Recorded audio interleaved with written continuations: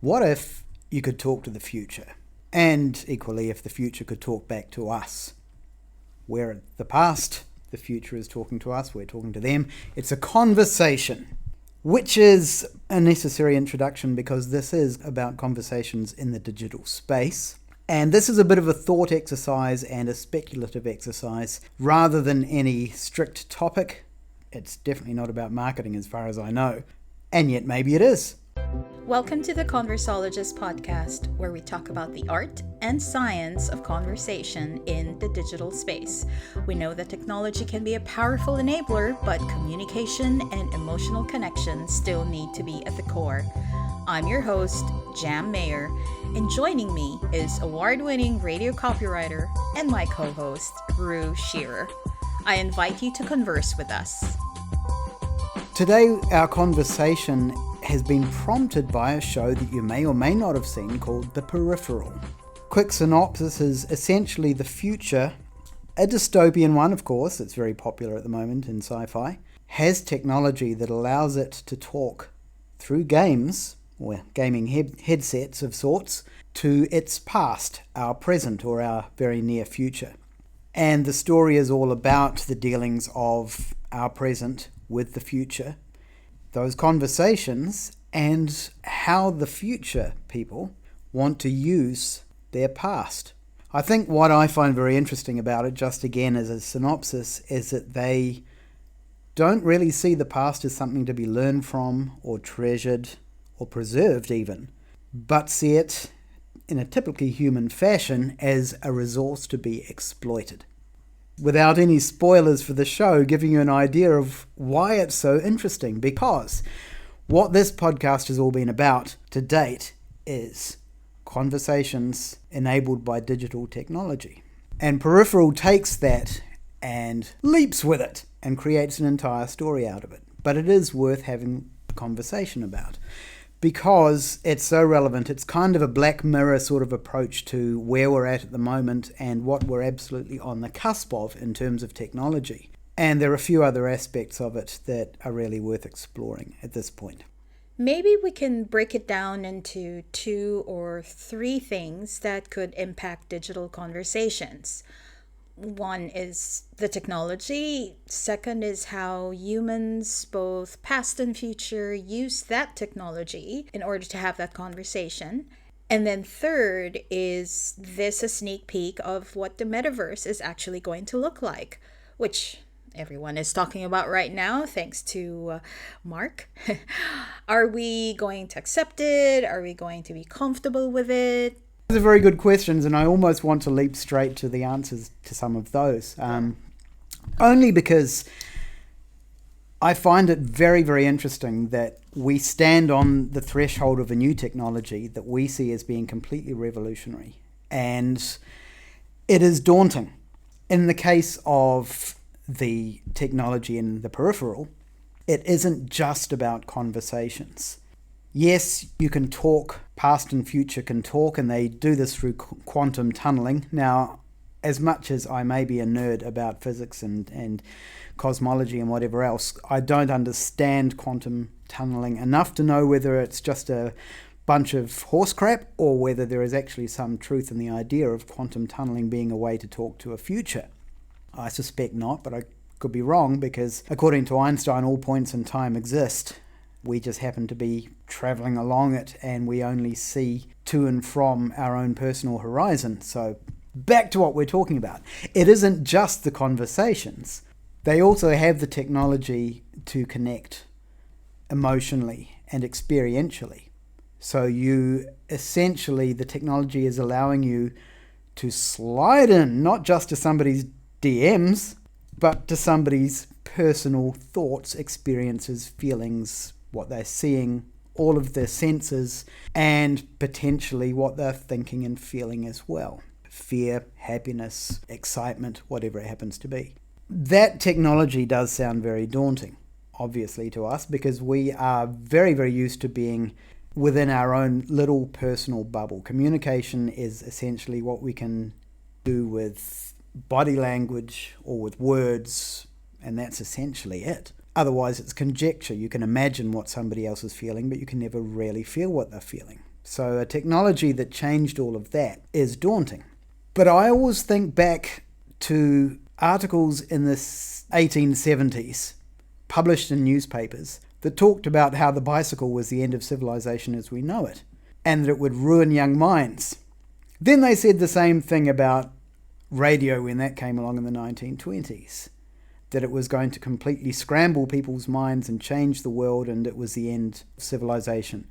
And so on and so on. Every piece of technology that has come along has been feared, in some cases resisted, and then ultimately embraced into the human experience and has made our lives better, I would say. Possibly with the exception of social media, which, if you're talking about a grand social experiment, the likes of Facebook have been a massive flop, and I think have potentially done more harm than good to society. But Jam, you may have other thoughts about that. The thing is that any technology is neither bad nor good. It's how you use it. So you saying that Facebook is a flop, or any social media network for that matter, is due to how it evolved. I mean, look, when Facebook started, the true objective of the technology was to connect to people or connect with your loved ones, people who you care about. You know what's going on with their lives and be part of it. And when you catch up in real life, or nowadays virtually, Zoom-wise, then you basically just continue that conversation. And you don't necessarily have to meet up with them in order to know what's going on. Because you actually do, if you follow them, of course, and if you're family, obviously you do. You pick up where you left off, so to speak, and then just ask about the details, about the photo that you saw, or congratulate them and get more of the gossip. You know what I mean, right? And I agree with you. And actually, my caveat should have been not that the technology itself was flawed, or even that the concept itself was flawed. And it actually underlines your point very, very well, that it's not the technology, it's the way it's used and how it's used. And in the case of something like Facebook or any of the other big social media apps, it's because of the monetization and everything that surrounded it, and the fact that it stopped being a social tool and became a monetization tool. It became something for harvesting human beings, if you like, in order to sell them to advertisers and in order to make great quantities of money. And it's been extremely successful in that. But there was obviously a compromise, and that compromise is they keep on modifying it, trying to get people to spend more time on it, trying to find ways of advertising to people through it, trying to get like-minded groups of people together so that it's easier to categorize and create audiences. And I believe one of the side effects of that, one of the most negative side effects, of course, was the level of tribalism that has happened in the likes of Facebook, and how that has turned into, in some cases, a huge negative, and I believe has created political turmoil and affected history as we're experiencing it. So which is why Mark has now moved into the metaverse, because I'm almost sure he has seen how Facebook has evolved, unfortunately, has moved away from its original purpose, which again is a very naive or simple or good for the world objective or goal. And now it has evolved to this beast. I think Mark's view of his plans of moving to the metaverse is a good next step. And I think he truly wanted people to connect, and this is another technology that he can use in order to hopefully go back to the original goal of connecting people. Because of the pandemic, where everyone was going virtual, and literally it was just FaceTime or Zoom, Google Meet, whatever, and our behaviors have changed when we talk with our loved ones or coworkers. Ergo, let's enter the metaverse. So do you believe that technology, whether it's the current technology that we use for social media or the metaverse technology, can coexist with monetization, or does it need to be completely altruistic, non-profit technology that is for the good of people? Because as soon as you start to monetize it, it's very hard to stop that bicycle. And Zuckerberg tried backpedaling and realized that it didn't work, so he's jumped off the bicycle. So that's quite a good segue back to the Peripheral, because it is using essentially evolved metaverse technology. And as you said, technology is either used for good or bad. And my personal perspective is that the bad is more likely to happen when monetization is one of its core purposes. And that is entirely what's going on in the peripheral. The future, essentially exploiting or profiteering or using as a resource the past. From their perspective, the past has happened, we're here, this is our present. There is nothing we can do to the past that's going to change where we're at. Now, that is one of the features of the peripheral. And again, this is, a speculative future. In this show, you can change the past, and it creates what's known as a stub, which is a timeline that sort of basically wanders off the timeline that you're on. So your timeline is fixed, but you can exploit the past, create other timelines that essentially do not matter. And so the exploitation is rife in the peripheral, which is essentially, again, taking the whole premise of creating this technology. It has the potential to be good, but human greed and the human propensity for wanting to plunder resources has turned it into something quite terrifying. We haven't finished the journey through the story yet, but it's certainly looking like the future is all about exploiting its own past. I'd like to talk about how the future talks to the past or vice versa in this show. They do it through this headset, similar to VR headsets, but no glasses, or there's nothing covering, their eyes. And another, which I think they call it haptics, wherein they gave the technology to the past as a means to experiment through a stub, a quote unquote. They gave it to the military and saw how haptic technology works and how they would react or use it. So what's creepy and great about the technology is a warning. There's a few spoilers, I think, in this episode. So if you haven't watched The Peripheral yet, you might want to stop and come back to this later. There are two scenes that show how this technology works. So one is when there was a bounty on their heads and the brother and his military buddies had that technology and they were linked. You basically become one unit, and each person then knows, feels, or even what the other person is thinking. You've got it's instant communication, it's emotional communication, it's wordless communication, which in a combat situation is probably extremely useful, because if one of you spots danger, the others instantly feel it and react to it. So yes. It's using the technology without using radio communication. I mean, they still communicate to each other, but it's more of a level up. You're not saying, hey, I'm 2 meters behind you, or the shooter is at your 11 o'clock or 3 clicks, whatever they say, right?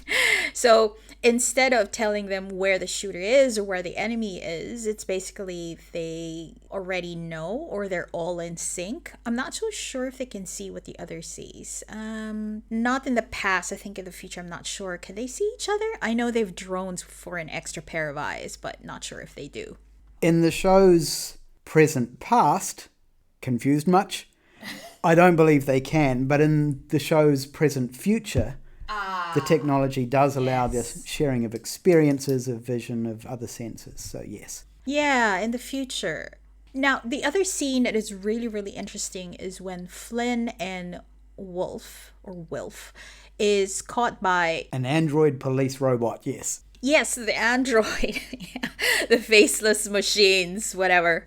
And that was actually the scene where I understood what the peripheral is.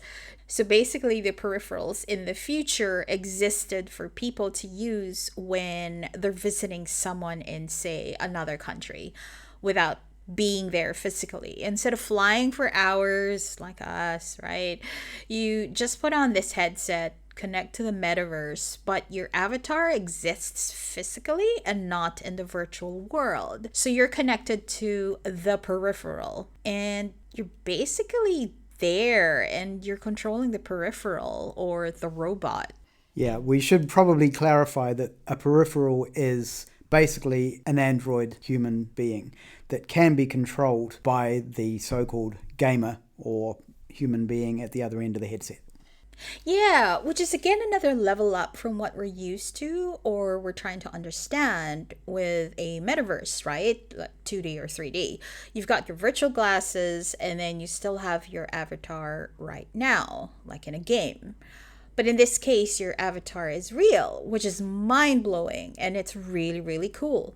So that scene wherein they were caught by this android police because they just they were just checking, doing their rounds, and they say, hang on, this peripheral isn't supposed to be walking around with someone in there or connected to it. Like, you need a permit of some kind, and there's this talk about visas. Anyway, so what is great about this is when they linked or merged emotionally. I mean, they are actually linked emotionally, almost everything. So as you said, they both can see like a half screen, two screens of what the other person is seeing. So they see their view, and then there's the other screen shows what the other person is seeing. So it is two screens in front of you, but it's not in front of you physically. It's you can see through your eyes, which is really cool. What I do like about that scene is when they first do the merge, she doubles over and almost throws up, and he apologizes and says it's because he's severely hungover from the night before. Oh, yes. So it's essentially, it is absorbing absolutely every aspect of what that person is experiencing. It still hasn't made it clear whether it's also what they're feeling, but she does, again, spoilers, sorry about this, accuse him later on of trying to get her to fall in love by sharing himself at that level. And he's essentially apologizing and saying, well, yeah, it's sorry because you're not experienced in this, and it's, it can be quite freaky when it's new. And that's actually something that her brother, who has experienced the haptics in the show's past, said the connection you feel with your military buddies, he said, can basically be confused with love as well. It almost feels like the same thing because you have such an intimate connection. So yeah, sorry, I stepped in, but yes, you're exploring that element of the peripheral. So it's not just occupying an avatar in the future, but it's also being able to connect with people on an experiential level, which I find fascinating, and apparently only identical twins claim they can do in the real world. So I'm thinking of the applications of the technology. I mean, the show, obviously, it's exciting, it's an action thriller or suspense, but imagine in a work setting, would you still need performance reviews or even surveys? Would you use it to connect to your team? Probably too invasive. Or maybe something that can be used with prospects in advertising or marketing. My goodness, I would love to see that headset's privacy settings menu. Yes, actually, yes. Yeah. Who do you allow to feel what you're feeling? And who do you exclude? No, the fact that you could choose who to link with, I think that's where, yes. Yes, but Siri's always listening. And the technology will be gathering that data and storing it somewhere. And if I could be cynical, and I usually am, is that data being collected to create a profile of you that leaves anything that we know today from any social media absolutely in the dust, because it is such a deep, detailed and accurate profile of you as a human being. And it can tap into all of the buttons that could possibly be pushed and make you buy whatever the hell they want you to buy, because it knows what you feel. That's why for a salesperson or in marketing, it was really great, because you will have all those insights in order to make it more personalized. Something as marketers or advertisers, that's all we talk about is personalization. And well, consumers, we're consumers ourselves. We want it to be personalized, our experience. But then again, there is the privacy issue. We always say, we want you to give us a personalized experience, but not enough for you to be part of our personal space, which fair enough, of course, right? And that's what the headset is doing, or the technology is actually done in this future, is to connect. I would love to use it, honestly. Does that mean I'm evil? Possibly, because right now I'm thinking about opting out. What I do find fascinating about it, though, is that it's not pure science fiction. There are so many steps that are happening as we speak that are enabling this kind of technology. I mean, yes, we're all very aware of the metaverse and avatars and headsets and gaming styles and whatever else. But also there is a lot of technological advancement going in terms of connecting to brains and having brain-controlled technology. But also in terms of how do you reproduce, copy, store externally memories. And experiments are already being done, not on human beings at this point, but on other living things where memories are transferred, stored electronically, and transferred back, as far as I remember. I'm not plugged into my memory backup storage at the moment. But so all of the technology that is in the peripheral appears to be at its birth right now. I just thought of another application, which is not evil, I promise. Two, actually. One is personal and the other is education. Okay, let's start with the personal one. Let's say you've got a loved one who is probably 80 or 90 or someone who cannot travel anymore. And the only option is obviously to travel to them, but sometimes you know how life is like. And as much as you'd like to be there, there are factors that you just can't. And of course, conversations will be through FaceTime, virtual, Zoom, whatever.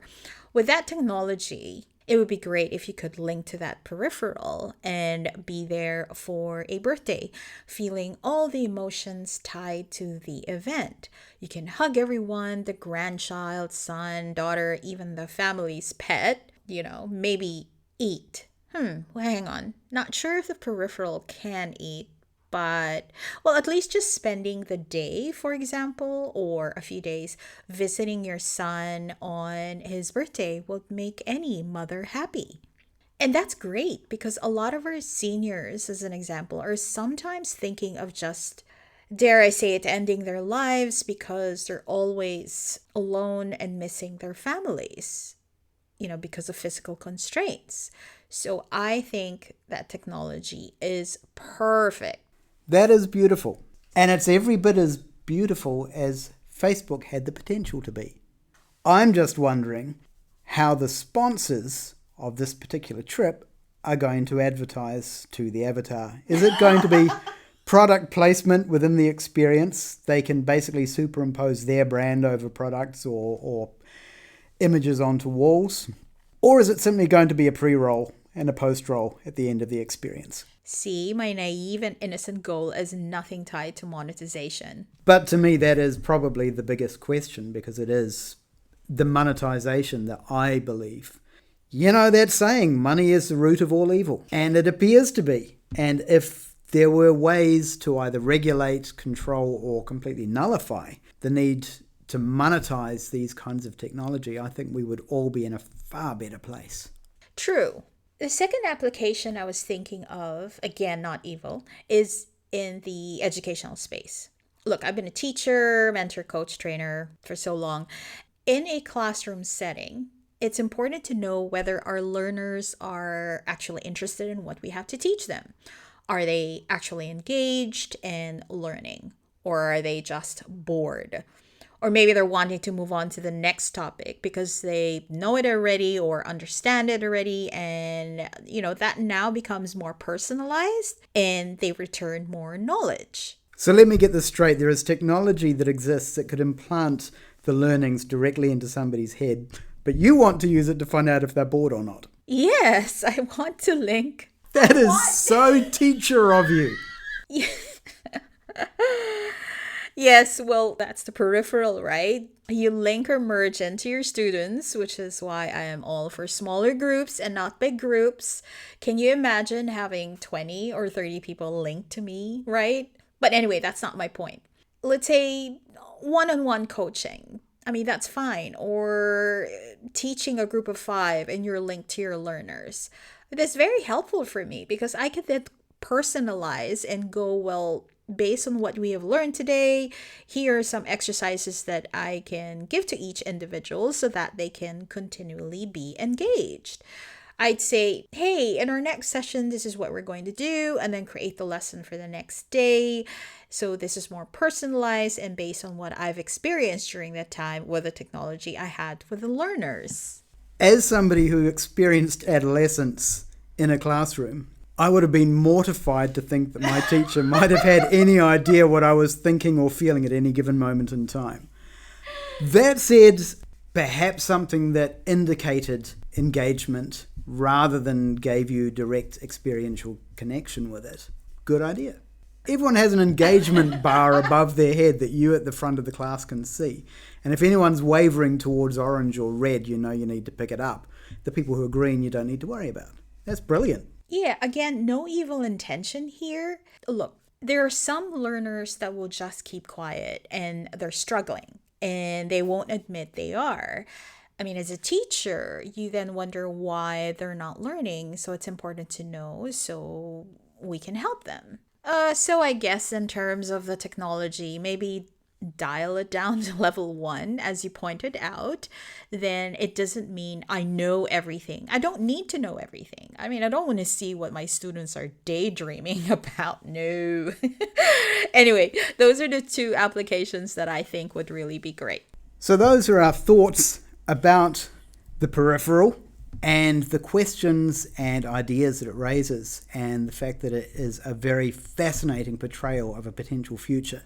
As far as I'm concerned, it clearly doesn't exist because we haven't heard from anyone in the future yet, but maybe it's just around the corner. If you want to find out, keep listening to the Conversologist podcast and you'll find out. And that pretty much wraps it up. Well, after hearing our thoughts, here's your chance to watch The Peripheral so you could share yours with us.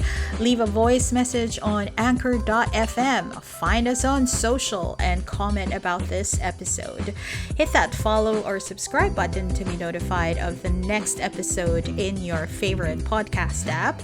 Or if you love email, then head on to our podcast website, theconversologist.com/show, and fill up that little subscription form on the page. Till the next episode, thanks for listening to our nerdy thoughts. And remember to keep the conversation going.